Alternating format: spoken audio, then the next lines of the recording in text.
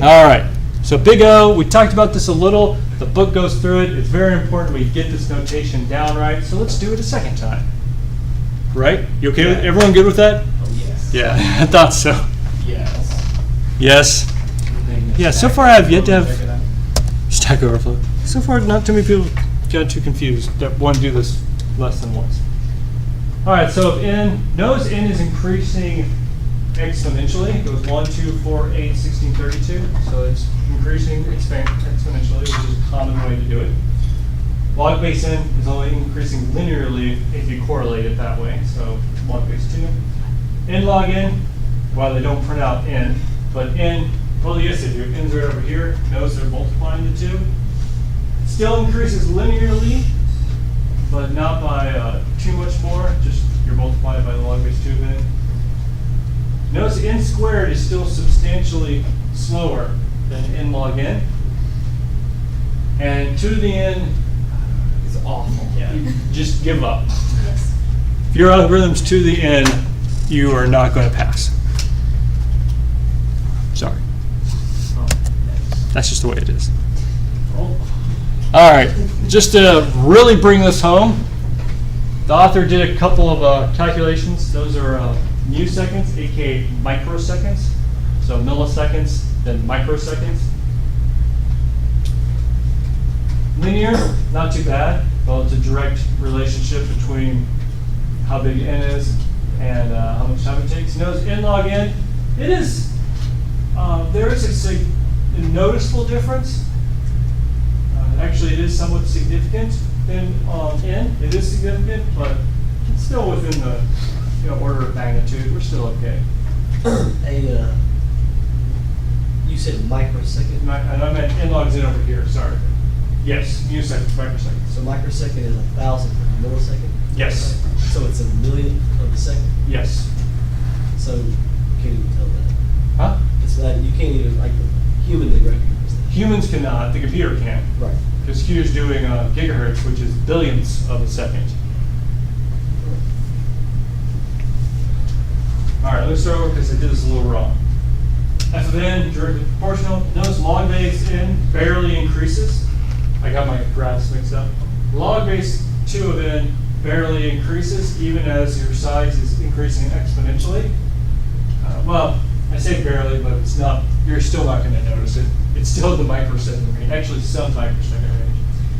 N log n, it is a significant jump over n, but it's still very much manageable as you get to large. N squared, notice with n squared, as long as you're out, you don't have too many elements, it's still okay. 100 milliseconds for 10,000, that's not bad. You're not going to notice that. Of course, 10 seconds for 100,000 elements, or that might take a little while. But then, It's kind of bad after that. kind of bad after that. But you know what? Give n squared some credit, 115 days. You're going to live that long. I mean, people live that long, right? Yeah. Right? Right? Yeah, it depends on what you're doing. Yeah, true. No, okay, everyone here has lived at least 115 days, right? So Yes. let's give n squared some credit there. To the end. Microsecond, all right, millisecond, okay, a second. 18 minutes for only 40 elements. Fine. 13 days for 50 elements. Wait a minute, guys. And 4 times 10 to... That's what it looks like. Billion is 10 to the 9th. Then after that comes, what comes after that? I already forgot. Trillion.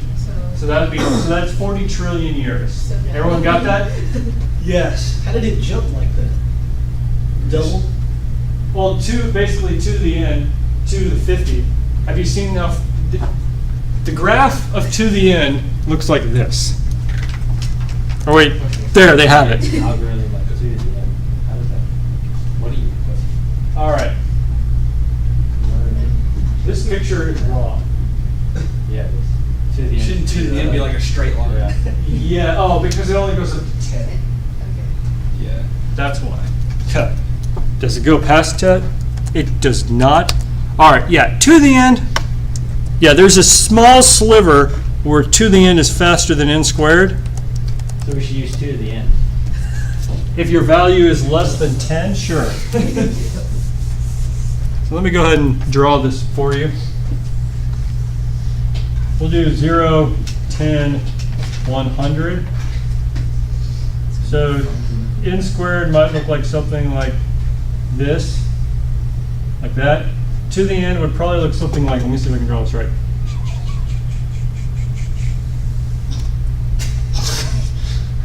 Actually goes left more. You might as well picture it going left. It just goes It just goes. It actually starts deconstructing your head. One of the few times the graph curls back. All right, it doesn't curl back, but okay, maybe it's just slightly over or something. It's not much. Yeah, once you get to 100, this just give up all hope. Have you ever dealt with a program that had 2 of it in it? Yes. You just don't give it, anything more than 10 or 15 elements, and you're okay, right? I mean, look, if you look back here, as long as you're under 30 elements, you're okay. As long as you don't want to visit more than 30 cities, you're okay. You want to try and figure out the optimal visitation of 100 cities? That's not going to happen. You can do 40. Maybe 50. 50? What about 60? Yeah. Like, where does that? That would. You do 50 whenever you're trying to get a couple of days off work. You say, So- my Yeah. program's still compiling, I gotta wait. So what would 13? So you need to double 13 10 times to get to your answer. So 26, then multiply by 2 is 46 multiplied by 2. I don't want to do that. Years. Years. Too long. I love how the author just gave up after 100. I didn't even try to calculate it. We're not even going to do it. That's weird. All right. This is a good picture to have in your mind, except for that whole fact that n squared somehow looks better here. But log base 2 of n, awesome. F of n, not bad. N log n, worse than n, but definitely better than n squared or 2 of n. That graph you drew on the board reminds me of solving for the area between 2 curves. Oh, okay. It's like, makes me want to solve it. All right, so the big O notation, we only care about the asymptotic.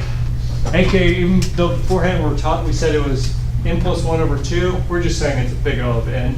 We only care about its asymptotic behavior. Does it behave like a linear? Does it behave like an n squared, et cetera, et cetera? Now, is that part, I think we did covered that pretty well. Is everyone okay with that part? That even though the formula might not be precise, I mean, the big O formula is not precise, it's just the general asymptotic behavior. All right, and that's usually what we care about. Just to drive this home, growth rate of n squared plus 4n plus 20. So here's n squared, here's the full formula. Notice that as the number gets big, the rest of that 4n plus 20 is kind of meaningless. Once you're up to, what's this?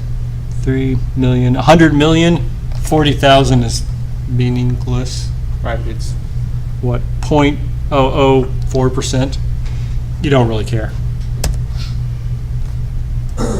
Another way to think of this, O of 1, amazing, because it does not depend on n, so you can, any size problem you give it, it always takes the same amount of time. We like that. Log base 2 of n, because the logarithm function grows slowly, the growth rate of f is also slow, which means your algorithm is still pretty fast.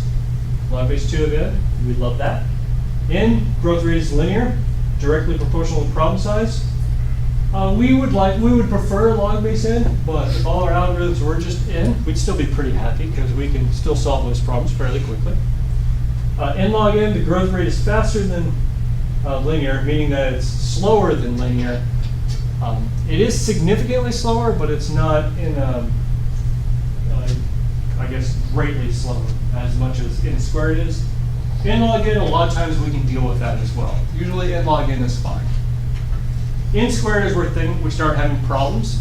For substantially large problems, n squared is going to grow very slow. The growth rate is quadrupled when the problem size is doubled. So there's that proportion difference there, yes. Wasn't like a nested for loop, wasn't that n squared? Yes, that's usually n squared. So if we had n squared And your data size was really, really large, it's going to take a while. But it'll still complete in your lifetime. as opposed to n squared. The growth rate is squared when the problem size is double. If you put in any reasonable sized problem, it's not going to happen in your lifetime. So n squared, you probably want to throw that one out. By the way, I mean to the n, you want to throw that one out. By the way, n squared is used, those algorithms are used a lot. Example, when Google does your shortest path, it's an n squared algorithm. It's actually a modified n squared algorithm, but it's still asymptotically n squared, which is still doable because y'all use Google Maps all the time. So, n squared is perfectly fine because Google does it. So. I'm saying that n squared is still okay, And everything but notice that it's on the borderline is what I'm trying to tell you. You're going to also have some n cubed and into the fourth and into the fifth.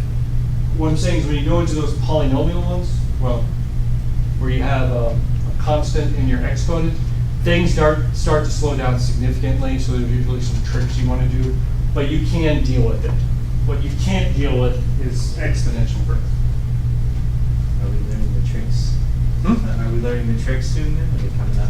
This is to help, yeah, the point here is to show you, hey, look, we want to get away from n squared. We're actually, if we're at n squared, we want to find something better.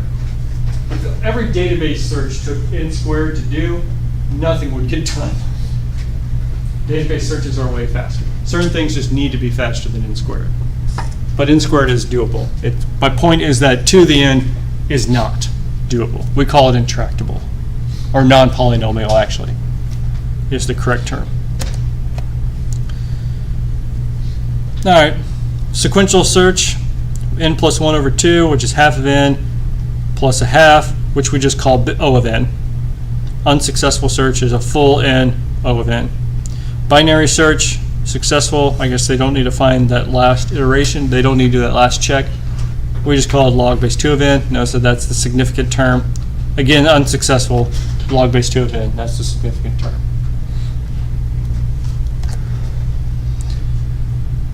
All right. You will be doing more math. Y'all haven't taken discrete, right? Not everyone here has, so I'm not going to expect you to know this for this class. Keep in mind when you take algorithms, you'll have to be able to do stuff like this. So make sure you do take discrete for algorithms, just in case that's not actually required right now, because you'll be doing stuff like this. Basically, the idea here is if you're using a comparison-based search algorithm, you're searching based on comparing one value to another and nothing else, then the best thing you can do is log base 2 of n. Is basically right here, binary search is an optimal worst case algorithm for solving search problems using just comparisons. There are other ways to search, but we're only focusing on comparisons right now. All right. Any other questions about binary search or big O? I talked about recursion. You're probably going to want to set up binary search recursively when you do your lab. No other questions?